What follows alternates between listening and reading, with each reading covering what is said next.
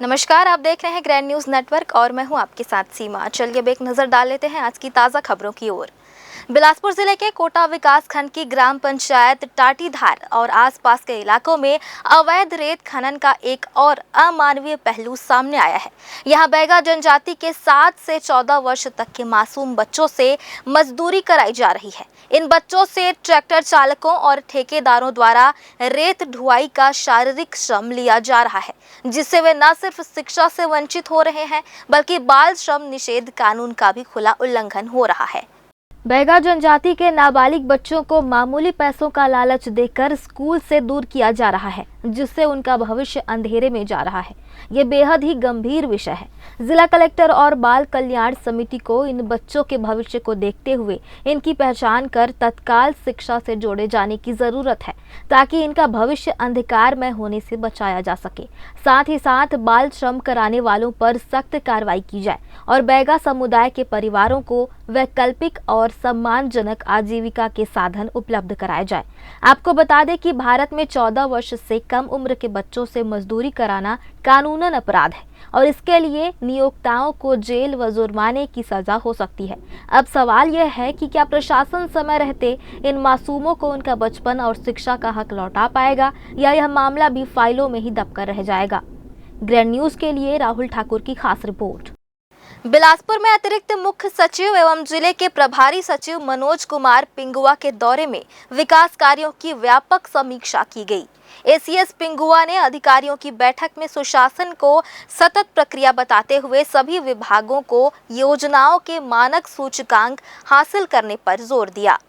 अधिकारियों की बैठक में प्रभारी सचिव मनोज कुमार पिंगुआ ने नशाखोरी, सड़क दुर्घटनाएं और यातायात व्यवस्था को सुधारने के लिए समन्वित प्रयास की आवश्यकता बताई।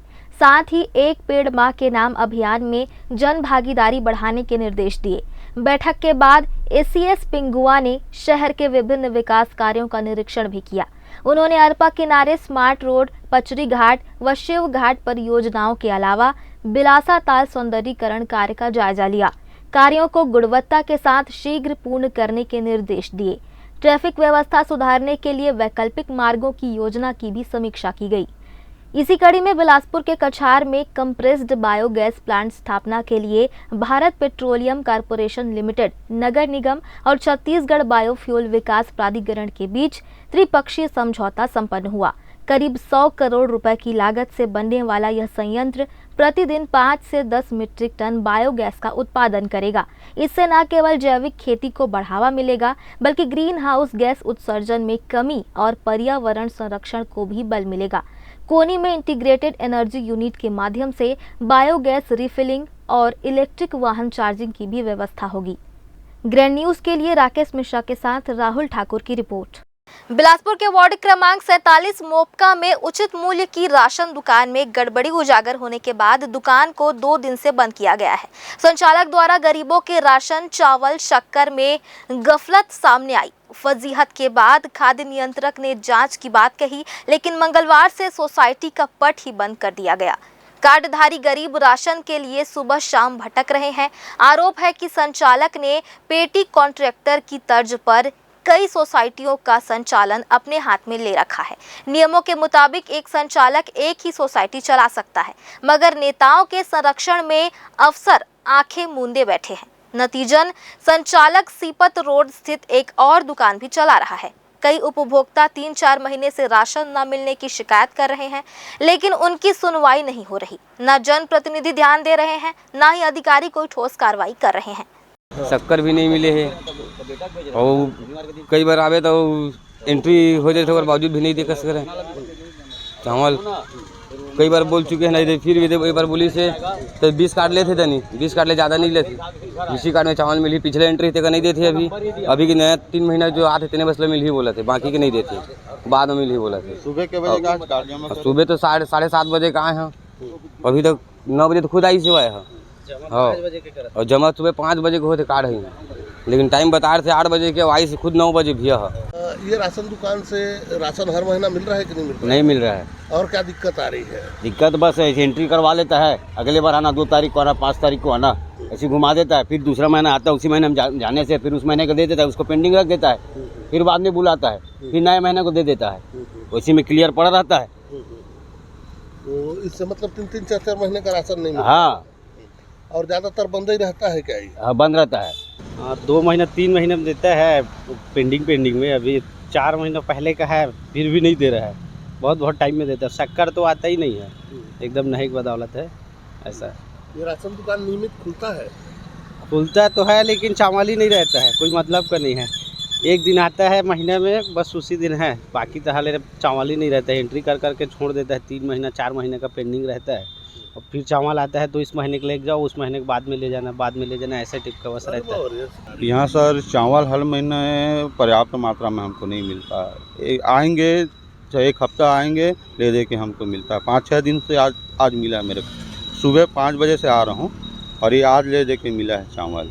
और पुराना ड्यू है, वो ड्यू है, एंट्री कर देते हैं और ड्यू करके थप्पा मार देते हैं। पुराना हाँ। कितना ड्यू है? पुराना 2 महीने का ड्यू है 70 किलो। मतलब दस्तखत हो गया है, चावल नहीं दिए हैं। अच्छा, हाँ ये ऐसा हर बार होता है कि? जी सर, जी हर बार होता है। और क्या दिक्कत है? और वही सर, यहाँ नियमित रूप से आता नहीं है चावल।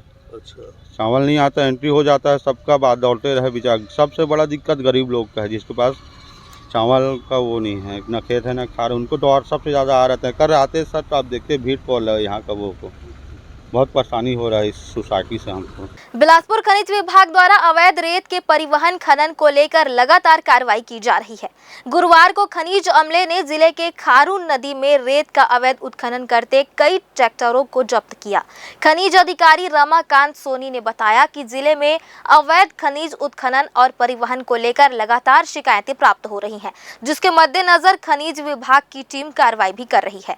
टीम को सूचना मिली कि खारून नदी में अवैध रेत उत्खनन और परिवहन किया जा रहा है, जिसके बाद मौके पर टीम पहुंची और वहां 3 ट्रैक्टरों को जब्त किया। सभी ट्रैक्टरों को तकतपुर थाने को सुपुर्द किया गया है।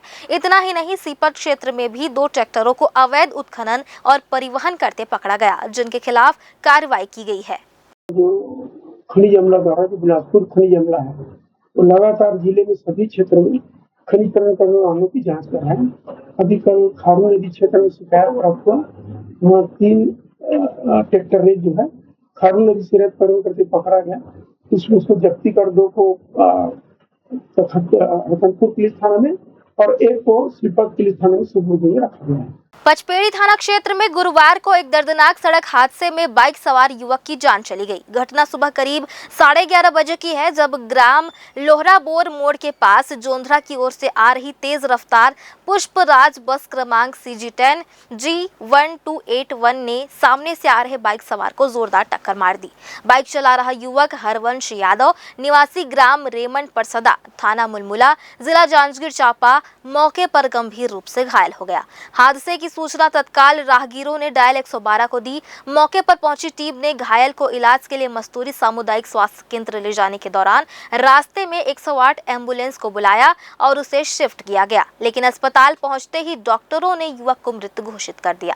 इस घटना के बाद पचपेड़ी पुलिस ने पुष्पराज बस को चिन्हांकित कर आगे की जांच शुरू कर दी है। फिलहाल आज की ताज़ा खबरों में बस इतना ही। आगे की खबरों के लिए चलते हैं मेरे सहयोगी एंकर के पास। मुझे दीजिए इजाजत। नमस्कार।